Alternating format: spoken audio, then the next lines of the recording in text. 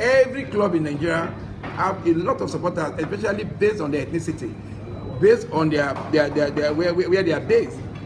If you look at clubs, for example, Barcelona, all these big clubs, they are locally based clubs and they are run locally. That's why you see clubs like Barcelona, they are owned by the people. At the end of the day, they conduct an election and have a president. So all of the things that we are trying to do within the next 2 years and see how we can have our football clubs run privately. The state government can come in through having equity because of the stadium through 20%, maybe 20% of the club, which they will convert to equity.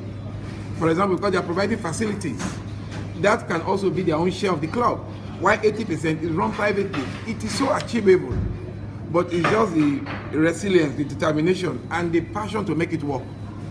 So I think that gospel is what we should be preaching to the governors. We know they have tried. We know that there are a lot of challenges in the country right now. But we also know that football is a tool that can not only create entertainment, it can create employment, and a lot of ancillary activities can be taking place within where a football game is played. Every stadium can be seen as a destination. You go to Warri Stadium, for example, or you go to Ugbe Stadium, your wife goes with you, your wife goes to the salon, your children go to the nursery. In the stadium, that is where we are going to. That is exactly where we are going to. But we don't just jump. We don't just start and jump. We have to go very gradually, trying to make them understand why we need to do this. So it will also be a thing for us to go around the country, talking to some of these governors, or go to the governors forum and selling these ideas to them. At the end of the day, they will save money because these governments, they all do business with various companies. Those companies can be the immediate anchor to this project.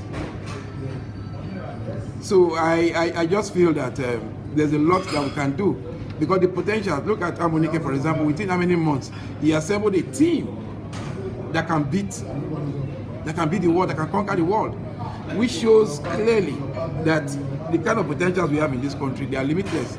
And thank God, within the next 2 weeks or thereabout, we are starting our youth development program, the twin project, the Zen Bank Next Eagles Championship, the under 13 and under 15. That was held back since because we are trying to put everything together, various states, making sure everybody is ready because it's not like, let me use the words of coach, it's not like an Alamala tournament. We want to have a proper under 13, a proper under 15. When you say under 15, it's under 15. When you say under 13, it's under 13. We want to make sure we have that because we have a pact with Zenith Bank. Their name must not be tainted in any way. So based on that, we've taken our time these last 3 months, putting all these things together. The tournament is going to start, and we're going to see the next Super Eagles. Maybe around February, we come with the finals in the twin category. Then from there, we take them abroad, offer them some kind of honorarium in form of scholarship, and keep them together. Then for this under 17 that won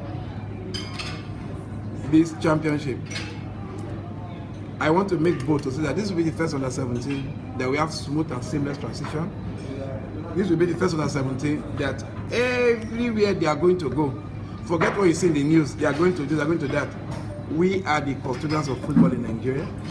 We are going to determine who goes where and how. We are going to monitor them. We are going to make sure that the main beneficiary are their parents, not some agents.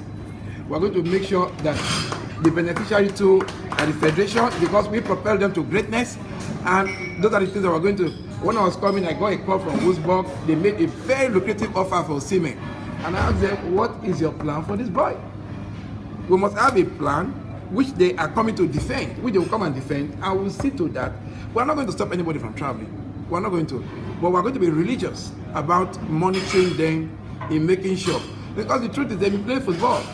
If we're not getting the opportunity of going to Suwon tournament in Brazil, in South Korea, if we not come them in Argentina, if we not take them to the World Cup, nobody will see them. So the federation should have a major role to play.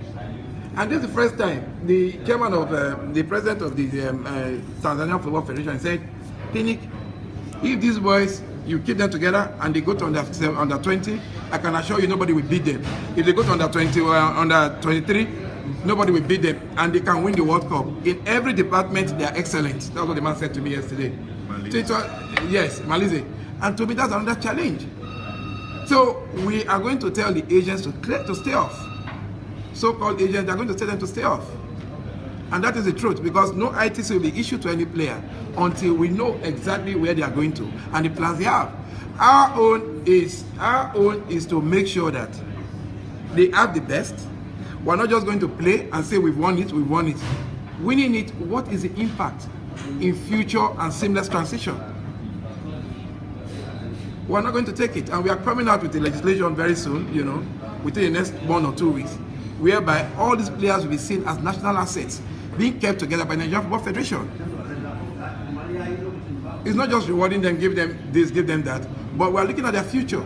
If you look at what Wolfsburg is proposing, it's huge. It's very tempting, but we're going to look the other way if they do not meet our criteria. And that is the truth.